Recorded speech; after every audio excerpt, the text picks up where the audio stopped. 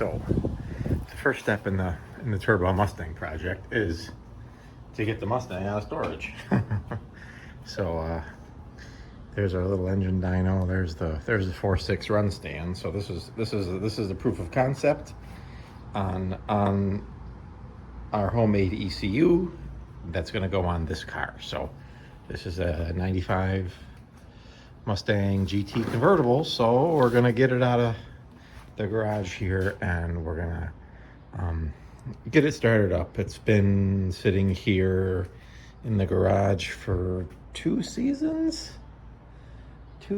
now. I haven't driven this car since. It's still in good shape and everything. There's nothing wrong with this car except for the top. It needs a new top. So we will get started. All right, so we got the car kind of out of storage. It's got a full tank of gas. She should start. I'm gonna hook up the battery and see what happens here, but it's been sitting for a little less than 2 years. Not too long.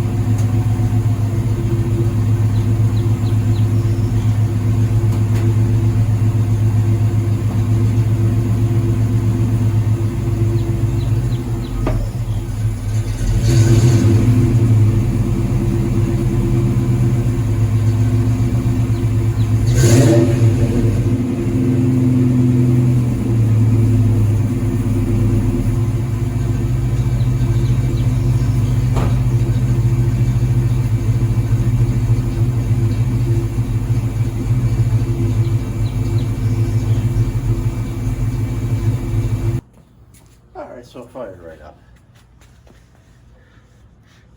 up. I'm just trying to maneuver it out of the garage here, so put the top down, and she ain't a bad looking car, huh? All right, hang on. Well, we're gonna try and start it up again.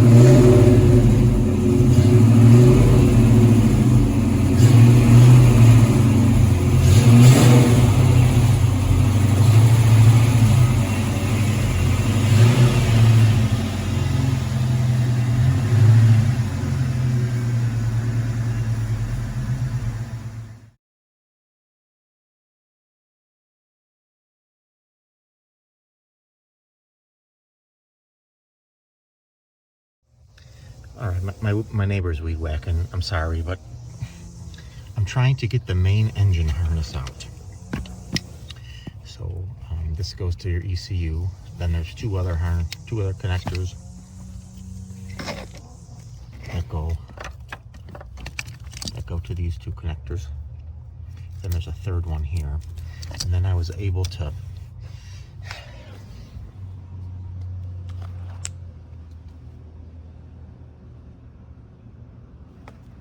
okay, it looks like there was a little Christmas tree thing.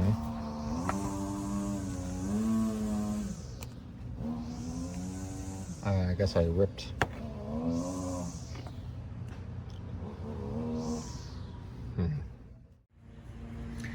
All right, I guess this is for my record as well as yours. So this is the main engine harness connector.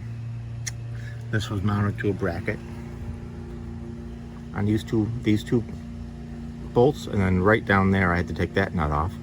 and it goes down in that hole, which goes up through your that big hole right there into the car. There's this hole is where this grommet went. So that means that this is the car side of the harness. So on the car side of the harness, you have your main ECU. Mine's a T4MO, and you had this plug, these two, gray and black, and then there was a ground right into the body. Then there was the main harness. Then there was this that goes to the AC right there. I think that's called the what is that called? Accumulator, pretty sure. And then this test port, this EEC test. And then what we're working on now is there was some Christmas tree things.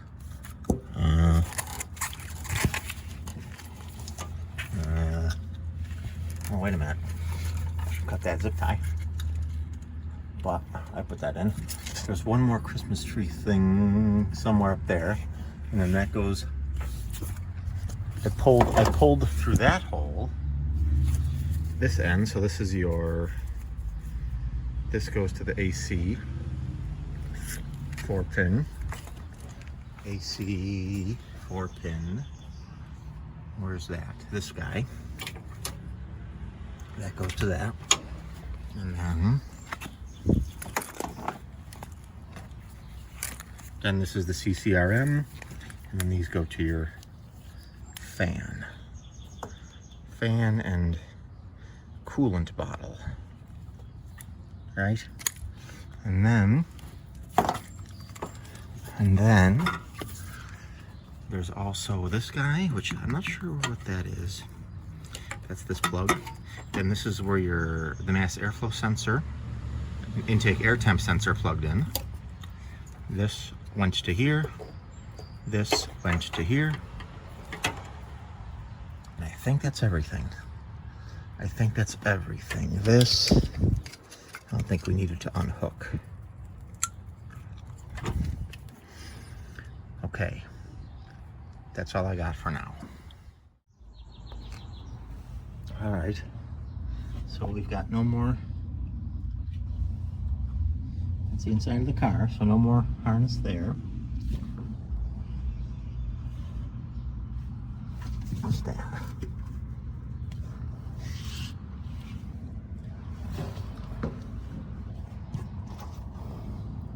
One of our wheel speed sensors we needed to unhook, so we need to hook that back up. But the only other thing now is this connector right here went to a place on the engine, and this connector went to the main engine harness. And I think what it has on it are your two O2 sensors. This is the oil level sensor. There's the other O2 right here. And then it has, I believe, your starter trigger wire for the starter. So I'm going to try and dissect this harness carefully and get that out of there. Because we don't need that part of the harness. We don't need this connector.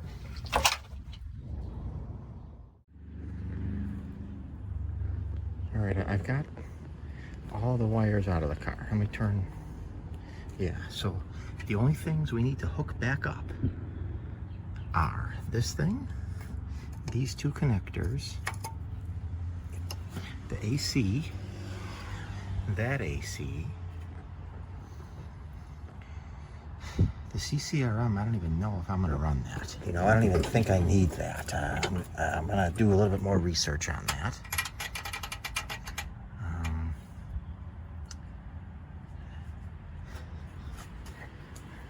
This is for the alternator. This is for the AC clutch. This stupid alarm, I want to get out of here. Here's for your clutch pedal, throttle, vacuum line. This is the starter. Starter trigger is right here.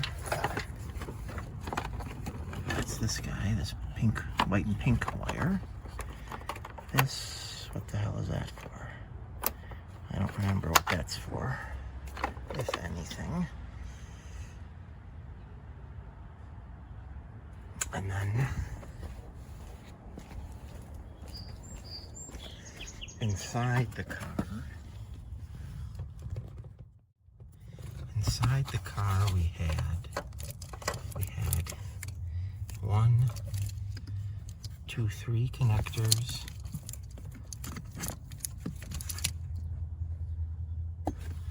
I think that's it. You can see our hole to the world right there. I think that's it. I think that's everything. So I wanna keep. I think I'm gonna keep these 3 connectors. We're gonna keep those. So I guess I want to see. So we're gonna go downstairs now because the entire harness is downstairs. But you can kind of see what I've done. I unplugged and removed the ECU. That's gone. And then these 3 connectors are all that's left of it. That car harness, this one, and then these 2. All right. I think I'm happy with that. This is mostly just for my own records, but I might post this, I don't know. All right, so here's the whole harness. I have just down here my basement floor, and I guess I've kind of laid it out as best I could as to how it was in the car. So right about here is the firewall, and then there's the transmission, and then we've got the front fender, front passenger fender, and then we've got the V8, the engine, and then we've got down the front of the motor. So I don't know. So I think my goal here, remember we're going to try and go full standalone, but I want to be as least intrusive as possible. You know, this is a complete harness. I didn't cut any wires. But this is a complete intact harness is my point. And I'm going to need to do some dissecting, I think, but that's okay. I guess I knew that this part of the build was going to be a little tricky, but like I said, I want to change as little as I need to change. So I think I'm going to kind of go over this with you as best I can. But I think maybe what we should do first, maybe just because I don't know if this is valuable knowledge or info to put out there. I saw some videos of people pulling dashboards and stuff. Luckily, I didn't have to pull the dashboard to get it out. I did. There was like a black insulation. It was like rubber on one side and then like thick padding on the other side. I did rip up on top. There was like a little pass-through that I tore, and then there was a button connector, a Christmas tree connector that I was able to, I guess I kind of just forced that out of there. I was mad. I was like, I'm not pulling the dash, you know, and I guess I sacrificed a little piece of that insulation to get this out, but I didn't have to pull the dash. I did have to pull the front passenger tire off and get the fender skirt out, though. That you have to do. But anyway, so maybe we'll start inside the car. Here's the ECU. This is a T4 MO because this is a 95 302 5-speed. And that main connector I don't need. I don't think I need that. I want to get that out of there. I don't want to say I don't need it for a fact, but I'm nearly positive I don't need that. But that's kind of the point of this project. And then these 3 connectors, I guess I'm going to learn what they're for. I have a feeling that the ABS system is tied into this. I have a feeling the fuel pump is tied into that for sure. Maybe some lighting systems. I guess these connectors, I don't know what they go to. I don't know what they're for. So I'm not sure what those go to. But I guess we're gonna find out, because everything goes to here. You know, that's where it all goes. That's where it interfaces with the car. So everything must be for that, and I don't know if maybe the airbag system possibly, or maybe some lights. The air conditioning definitely is tied into it, but I guess I'm kind of rambling. But I guess the point is I'm trying to figure out what of these connectors do I need and do I not. then we get to the firewall. Here's the boot. I kind of maybe want to find another one of these, or maybe if I could just reuse this one, maybe. I don't know. Maybe I'll look for one of these. But maybe I'll try and capture part numbers. And then this would go underneath the fender, and these were your vacuum solenoids for the emission system. I got rid of that. This is that wheel speed sensor I was telling you about. Then it goes back into the engine bay, and there's this little thing. I don't know what that's for. I guess I'm gonna have to look into that. And there's also this little thing. And then there was another connector that led to the intake air temp and mass airflow sensors. And then there were these two sensors, these two plugs I was telling you. I don't really know what those go to. I really don't know. And then this part, there was another hole in the fender where this was for your pressure switch for your AC. Then it went down along to the CCRM, which, crap, I left that out in the garage. Let me go get that. All right, here it is. I'm trying to get the flash to go on, but there's the CCRM. To be honest, another part of this project is determining if I need that. I know that there's a relay for your ECU in there, which I don't really need, because my ECU is going to get power from somewhere else. I'm going to make myself a little fuse block, and we'll get into that later. And then it's got a fuel pump relay, which I also don't really need. I can run my own. And then it has, I know that there's relays in there for the fan, high speed and low speed. And the low speed is part of the cruise control. And I guess this is where I'm wondering, what should I do? You know, should I sacrifice my cruise? I'm sorry, I didn't mean to say cruise control. Air conditioning. Your high speed would be for when your car is overheating or running hot and the fan wants to cool it down. But then the low speed is for your AC, I believe is how that works. And I guess I kind of maybe want to leave this alone and just maybe install two other relays for the high speed fan, and I'd have to figure out on the fan, which is the next thing down the harness here, is actually it's the overflow bottle. Sorry, that'll tell you your coolant level sensor if you got low coolant, which I want to keep. And then this is your fan. You see there's 3 wires, ground and then high and low gear. And I guess I would have to figure out which of those 3 is the low speed and leave that intact maybe, and then run the high speed out to the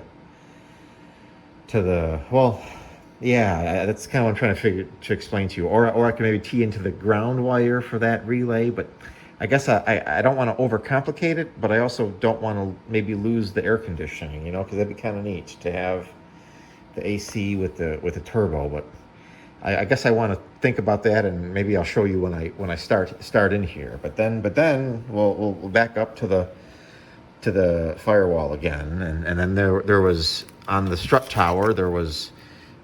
Here's where your AC goes. I think that's the accumulator, I'm pretty sure. I'll correct myself if I'm wrong. And then this is the EEC test. We definitely don't need this because we ain't gonna have Ford no more Ford ECU. And then this sensor, or this connector, I know I don't need. But I know that I need a couple of the wires in there. So we're gonna have to save a few of them. But I think on my harness, I'm just gonna have dedicated wires for those components, and we'll go over that when we get down there. But and then so that's your main engine harness, and then there was another plug which I want to keep, and I think that might be go to one of these, or maybe multiple of these. This guy I want to keep because that goes down to the transmission, and we're still going to be running that. You know, we're still going to run the T5, and this is your reverse. And then this is your speed sensor. So I'm happy that's its own kind of little mini harness, because I still want to keep that. And then we'll go back to this main connector that I said I don't need, because that went along the back of the motor, and this clipped, I think, to the bottom of the firewall actually. And then there was to the passenger side, this was your EGR valve, which I didn't have. Then you have 1, 2, 3, 4 fuel injectors, right? And then there was your temp sensor, coolant temp sensor, and then there was your idle air control and throttle position. All that we don't need. We're gonna have our own standalone harness. Then we'll go to the driver's side. 1, 2, 3. And here's that damaged one I was telling you about. 4, fuel injector. Or is that not damaged? No, that's not damaged. That's normal. It's supposed to be like that. That's where the injector body goes. Okay, so this harness is good. And then, so there's the four fuel injectors. Then I believe this is one of the wires I want to save. This is the coolant sensor for the gauge, for the sensor on the dash. I'm sorry, the gauge on the dash. This is the trigger wire for it, the sending unit. And there's another little sensor in the intake manifold. So I'm not saying I want to save this wire, but what I will do is I'll run a dedicated wire. I'll run an additional wire on my engine harness, not connected to my ECU, is what I'm trying to say. And then I'll just tee into it on this connector side, you know, on the other side of the firewall, because that's where the ECU will be, you know. And I guess that would be the cleanest install. So probably instead of this, I'll just run like a ring terminal with a nut. Okay, and then that's one of the wires I need. The other is here. We're going to skip a little bit, but this is for the oil pressure light. That goes to the oil pressure switch. So I definitely want to keep that. And then the other one that I want to keep, since we're here, I'm going to skip a little bit, is this guy. And I think I broke that because I hadn't even know that was on the car, and I had the engine hanging by the chain, and I'm like, what the heck is that? And I thought I could just unplug it, but it snapped, and I don't even. I'll worry about that later. I think they're like $80 for another sensor, but hopefully I can get a connector. I don't know. We'll figure it out. But anyway, sorry. Now we're going to go. So now we're on the driver's side. The engine bay. You've got your. I believe this is a radio capacitor or something for ignition, so it doesn't whine the radio. I think is what that's for. And then you've got your coil, which I don't need because we're going to LS coils, and we also don't need the distributor, right? But that's this plug, which actually plugs into this plug, but it's not the same thing. But this is your distributor, and we're not going to need either because we're going to LS coils. Already talked about that. That's the oil pressure switch, and then I'm also going to run another wire in my harness for an oil pressure gauge. I think I might run a dedicated one just because I'm going to be putting a turbo on and putting in a new oil pump, and we're not going to run a distributor no more. I'll show you that later, but we just, all we need is an oil pump drive. That's all we need. And then there's this connector, which went to your passenger O2 sensor, and then driver O2 sensor, and then that oil level. I didn't even know it had that. I didn't even know what is that? What does the light go on the dash when you got low oil? I think is what that means. I didn't even know that existed, but I guess I want to maintain that functionality. So, okay, so that's the whole harness from a 95. That'd probably be the same on a 94. Maybe some other similarities on a 94 to 04. I don't know, but I know that the 94, 95s are kind of their own little animal. So that's a complete stock. I know that's not a stock.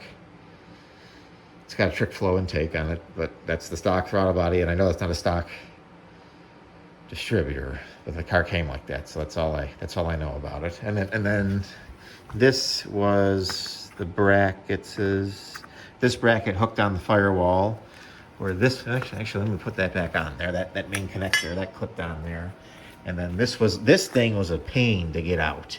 And if you look, this is installed in the car. Yeah. So we're sitting in the driver's. So here's the engine in front of us, right? So it's installed in the car, like down on the kick panel, and way up there there's this stupid little Christmas tree thing that's holding the engine harness from coming out the hole in the firewall. And I was really, this was the hardest part. Was this stupid little thing, and there's a screw, 5.5 millimeter screw here, and then there was another one. I believe it was here. And then all this is like a little seat belt for your ECU. And I wonder how much this thing is worth because it's not broken. And then there was this, which was like the bottom. It was like the little retainer strap for the ECU, so it didn't fall out of this little seat belt, I guess is what that is. So let me put these somewhere safe because I don't want to break them. You know, I don't know. Okay, so that's what I got to show you. So now, like I said, I wanna start tearing into this, and I want to try and remove what I don't need. Yeah, it's already 20-minute video, so that's kind of where I'm at with the project. So stay tuned. I think my next steps are going to be, I want to show you how I'm going to get rid of the distributor, and I want to show you what I'm going to do. I'm still figuring it out, what I'm going to do for the crank sensor trigger. I ordered a part from England, a little, maybe an hour outside, 45 minutes outside of London. I paid in British pounds. So I want to show you that, but that's not here yet. So I'm going to cut it here and stay tuned.